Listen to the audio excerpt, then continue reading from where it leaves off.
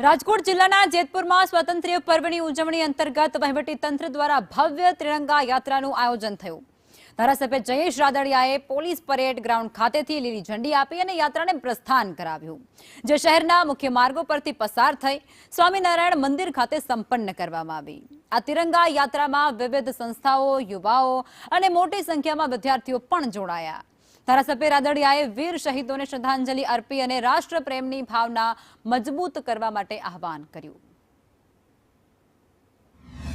નરેન્દ્રભાઈના નેતૃત્વમાં અત્યારે હર ઘર તિરંગા અને તિરંગા યાત્રાનું ભવ્ય આયોજન થઈ રહ્યું છે। દેશને આઝાદી ઉપર આપણને સૌને ગર્વ છે। દેશની આઝાદી માટે અનેક લોકોએ પોતાની જાન પણ આપી છે।